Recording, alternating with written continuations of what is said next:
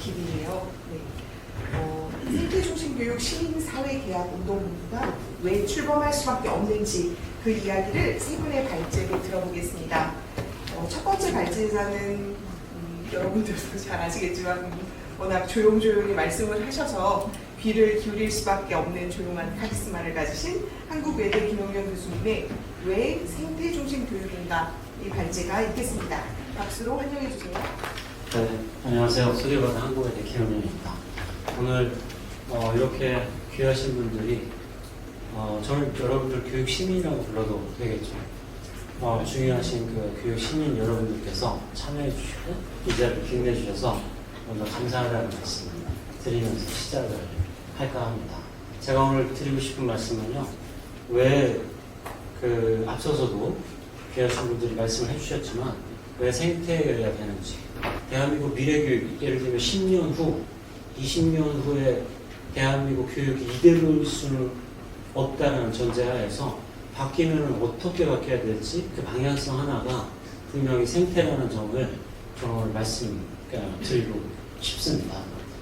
여러분 이미 아시겠지만은 지속 가능성의 위기가 저희 목전에 와 있습니다. 지속 가능성의 위기라는 걸 달리 표현하면 이대로 가다가는 그냥 다 끝난다라는 의미겠죠. 그래서 지속 가능하지 않다라는 겁니다. 그러면은 예를 들면 지구가 자꾸 뜨거워지고 있습니다. 1.5도만 높아지면은 더 이상 생태계는 복원될 수 없다고 합니다. 그리고 땅도 바다도 하늘도 다 오염되어 있죠. 그래서 미세먼지를 우리는 늘 코끝에 달고 살아요. 그리고 우리 밥상으로 올려놓은 모든 음식물에 그것이 화학적이든 아니면 미세 플라스틱으로 오염돼서 다시 우리 몸속으로 축적됩니다. 악순환이죠. 우리가 버린 것이 우리 몸속에 축적되는 이런 시대에 살고 있습니다. 사회생태계도 마찬가지죠. 불평등은 계속 가속화되고 있고요. 또 전쟁도 끊이지 않고 있습니다. 이러한 생태위기 혹은 지속가능성의 위기의 원인을 많은 학자들이 인간 중심성에서 찾고 있습니다. 아시다시피 지구의 역사가 45억 년입니다. 이 45억 년의 지구의 역사를 단 200년 만에 파국적 종말로 이끌고 있어요. 굳이 따지면은 45억 년이라는 선을 그어놨을 때 200년은 전밖에 안 돼요. 그거를 우리 시대가 우리가 결정하고 있습니다. 이거는 피해야 되는 게 우리한테 주어진 과제입니다. 이 인간 중심성에서 벗어나는 게 사실은 우리가 앞으로 미래를 바라봐야 될 질서가 될 것 같습니다. 그래서 필요한 게 생태적인 전환입니다. 생태적 전환은 앞서 최일정 교수 말씀을 해주셨지만 환경교육에 머무르지는 않을 것 같아요. 모두가 다 참여를 한다는 것이 명확관화하다면 사실은 모든 것들을 바꿔야지만 이제 살 길이 보이는 이런 상황일 겁니다. 예를 들면 민주주의가 바뀌어야 될까요? 저는 이제 바뀌어야 된다고 여러분 앞에서 주장하고 싶습니다. 사람이 주인된 세상이죠. 그것이 민주주의죠. 그런데 이제 사람도 주인된 세상이 되면 어떨까요? 이건 우리의 선택이 아닐 수 있습니다. 이제는 사람도 주인인 세상이 돼야 되고요. 그 민주주의를 만들어 나가는 게 시민성이다. 그 시민성의 개념도 이제는 재구조화해야 됩니다. 더불어 산다함이 우리끼리의 더불어 삶이 아니라요. 인간 대 비인간 존재 혹은 현 세대와 다음 세대가 더불어 사는 그런 시민성이 요구되는 겁니다. 그런데 교육이 안 바뀔 수는 없지 않습니까? 그리고 이것들을 제도로 혹은 정책으로 바꿀 수 있겠습니까? 의식이 개혁되고 존재론이 바뀌어야 되는 시대에 살고 있습니다. 그걸 교육으로 해보자는 것이겠죠. 아까 조영 교육관님 말씀하셨지만 지금은 생태 문명이 필요한 시대입니다. 소위 말해서 예전에는 에고의 시대였죠. 그 당시에 생태계라고 하면은 피라미드를 우리는 연상했습니다. 우리가 교육을 그렇게 받았습니다. 그래서 경쟁사회가 생태적이었었죠. 근데 지금의 우리가 추구하고자 하는 생태사회는 그와 같지 않습니다. 네트워크이죠. 이 네트워크에 그럼 피라미드 구조는 없느냐? 있습니다. 있는데 생태계가 네트워크의 구조로만 되어 있지는 않다라는 거예요. 건강한 숲은 힘센 호랑이도 살지만 우리가 보기엔 하찮은 지렁이도 벌도 함께 있어야지만 숲은 건강해져요. 우리의 생태계를, 우리의 교육을, 우리의 학교를, 우리의 지역사회를 이렇게 만들 수 있습니까? 이게 우리가 하려고 하는 것입니다. 산업시대에 우리는 아이들한테 어떻게 가르쳤냐면 이기기 위한 교육을 가르쳤습니다. 이겨야만 사니까. 산업시대에 경쟁사회에서 이겨야만 잘 살 수 있었습니다. 그런데 지금은요, 이겨도 잘 살 수 없는 시대입니다. 왜냐면요, 생태계가 파괴되고 환경이 피폐해집니다. 그 피폐한 환경 속에서 승리자는 있을 수 없습니다. 거기에서 경쟁에서 이겨도 어차피 모든 것들이 파멸적이에요. 누구도 승자가 될 수 없는 구조입니다. 그럼에도 불구하고 우리는 산업시대에 이끌어왔던 교육을 계속 해야 될까요? 이제는 변해야 됩니다. 그래서 이기기 위한 교육이 아니라 그냥 잘 살기 위한 교육이 돼야 됩니다. 교육이 삶이 되고 삶이 교육이 되어야 되는 그런 시대에 와 있는 겁니다. 어찌됐든 우리 시대는요, 이런 시대를 살고 있다고 저는 보여집니다.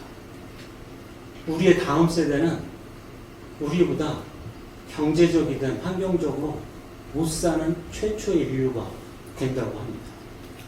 경제적으로, 특히나 대한민국은 경제적으로도 그렇고요, 환경적으로도 우리가 쾌적한 시대를 살 수는 없어요. 이 악순환의 고리를 우리가 결정해야 됩니다. 우리가 어떻게 하느냐에 따라서 그들이 그렇게 살고 그 후손들도 그렇게 살아야 되는 것이고요. 우리가 지금 행동하고 사회개혁을 통해서 사회를 변화시킬 수 있다면 그 악순환의 고리는 점점 옅어질 수 있습니다. 우리한테 주어진 과제라고 할 수 있는 것이죠. 생태 중심 교육을 얘기하면 많은 분들이 묻습니다. 생태가 뭐냐 하는 것이죠. 생태는 문자 그대로 살생자의 모양을 나타낸 태예요. 살아가는 모양이죠. 살아가는 방식일 수도 있습니다. 어쨌든 단 한마디, 한 단어로 표현하자면 생태는 곧 삶입니다. 삶이 곧 생태인 것이고, 생태계라는 것은 여러 것들이 모여서 어찌됐든 그 집단의 생명성이 유지되면 우리는 그것을 생태계라고 합니다. 그 집단이 생명성을 잃든 생명력이 떨어지면 우리는 그걸 생태계라고 하진 않아요. 자, 그럼 이쯤에서 우리가 한번 질문을 우리한테 반문을 해볼까요? 우리의 가정은, 우리의 학교는, 우리의 지역사회는 아이들이 숨쉬고 살아갈 만한 지속가능한 삶을 위한 생태계인가요? 아니면 바꿔야죠. 그리고 우리가 지금 얘기하려고 하는 것도 이제는 좀 바꾸자는 그런 취지입니다. 생태중심 교육을 얘기하면 많은 분들이 이미 생태 전환 교육이라고 있잖아. 그 용어를 일반적으로 통용되는 용어 대신 왜 이런 말을 굳이 써야 되지? 질문을 종종 하십니다. 생태 전환 교육은 아쉽게도 환경 교육에 너무 많이 치우쳐져 있어요. 본인은 아닐 수 있습니다. 본인. 그런데 현실은 환경 교육에 치우쳐져 있습니다. 또한 생태적 전환이라는 의미에는 수단과 방법적인 의미가 그렇게 해석될 여지가 너무 많습니다. 전환이 필요한 시대인데요. 그럼 어떻게 하냐면 생태적으로. 그건 수단이자 방법이죠. 생태 중심 교육은 반면에 생태가 중심이 된다는 의미를 강조하고 싶습니다. 다시 말씀드리면 삶이 중심인 교육인 겁니다. 살기 위한 교육이고 그것도 잘 살기 위한 교육입니다. 달리 표현하면 생태 중심 교육은 지속 가능한 삶을 위한 교육입니다. 이걸 좀 더 풀어서 말씀드리면 생태적 위기는 우리가 풀어야 될 과제예요. 이 과제를 풀기 위해서 우리는 인간 중심성에서 벗어나는 것부터 시작해야 됩니다. 인간 중심성에서 벗어나서 생태 민주주의를 실현시키기 위한 인류의 역할을 재설계해야 합니다. 더불어 산다함이 우리끼리의 문제가 아니라 미래 세대 그리고 비인간 존재와의 더불어 삶을 이제는 설계해야 합니다. 그렇기 때문에 여하간의 어려운 문제가 아닐 수 있고요. 좀처럼 해결되지 않을 수도 있어요. 하지만 누군가는, 그리고 우리는 그 시도를 이제는 해야 됩니다. 건강한 교육 생태계에서 우리는 생태중심 교육을 하려고 하는 것이고요. 그럼 생태중심 교육에는 세 가지 요소가 있다고 저는 보여집니다. 하나는 비전과 목표예요. 경쟁 중심이 아니라 이기기 위한 교육이 아니라 이제는 그냥 더불어 사는 것. 삶이 교육이 돼야 돼. 그리고 교육이 삶과 연결돼야 돼. 그거를 학교가 결정할 수 있느냐? 그래서는 안 됩니다. 그럴 수도 없고 그래서는 안 됩니다. 우리가 결정을 해줘야 되죠. 교육이 경쟁적이지 않아도 돼. 우리 자식들을 우리가 그렇게 키워왔지만, 우리는 그렇게 성장해왔지만 그러지 않아도 돼. 이걸 사회가 인정해야지 학교도 그와 같이 할 수 있는 것. 그래서 시민계약 혹은 시민적 행동이 필요한 거죠.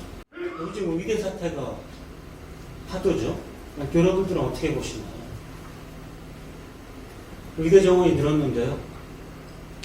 입시에 큰 변화가 생기겠죠. 심지어는 지금 직업을 갖고 있는 젊은 유능한 사람들이 직업을 그만둔답니다. 뻔하죠. 의대 들어가고 싶어서 그런 거잖아요. 거리가 좋고 많은 사람들이 선호하는 그런 직종이 어느 시대든 있을 수 있습니다. 그런데 교육이 그 역할을 해요. 교육이 계층 사다리가 아니라 욕망의 덩어리가 됐어요. 이거를 우리 후손들한테도, 우리 다음 세대한테도 계속 강요한다는 건 어찌 보면 사회적 폭력입니다. 이제 우리가 이 선에서 끝내고 좀 더 살기 위한, 잘 살기 위한 교육을 우리가 아이들한테 제공할 수 있어야 되는 겁니다. 그거를 우리 사회가 해야 된다는 점이고요. 두 번째는 더 이상 경쟁 교육이 아니라면 교육과정에서 무엇을 어떻게 배울지 우리도 이제는 설계를 해야 될 때고요. 또 하나는 자체적 공동체입니다. 학교도 공동체이고, 그 다음에 지역사회도 하나의 공동체이죠. 이들의 역할이 무엇인지 우리는 이제 설계를 하고 생태중심 교육의 내용으로 담아내야 됩니다. 그래서 마지막으로 다시 한번 강조를 드리자면요. 생태중심 교육은 환경교육에 머무는 게 아니라 지속가능한 삶을 위한 교육이고요. 이 지속가능한 삶을 위한 교육을 위해서 우리는 가정을, 학교를, 지역사회를 건강한 교육 생태계로 만들어야 됩니다. 그리고 우리가 그 합의와 계약을 맺어줘야 됩니다. 그렇게 합시다. 그래서 학교도 자유롭게 그런 교육의 변화를 자유롭게 할 수 있게끔 한번 힘을 실어줍시다. 이거를 사회가 결정을 해줘야 됩니다. 마지막으로 저희 운동본부에 4개의 팀이 있습니다. 그 중에 하나가 연구소인데요. 아직 이름은 정확하지는 않습니다. 이 연구소를 통해서 다음의 것을 해보고자 합니다. 첫 번째는 시민사회계획을 개혁을 위한 선언문을 만들어야 됩니다. 이 기초 작업을 저희가 한번 해보도록 하겠습니다. 물론 총회와 그 다음에 사회적인 여론에 의해서 결정될 겁니다. 하지만 기초 작업에 대한 부분을 약속을 드리고요. 두 번째는 미래교육, 그 생태 중심의 미래교육의 방향을, 그 컨텐츠를 만들어 보도록 하겠습니다. 마지막으로 생태 중심 교육이 이렇게 확산되고 활성화될 수 있도록 저희가 방향성이든 정책이든 그리고 연구와 연수를 진행하도록 하겠습니다. 여러분들의 많은 관심과 참여가 반드시 필요하고요.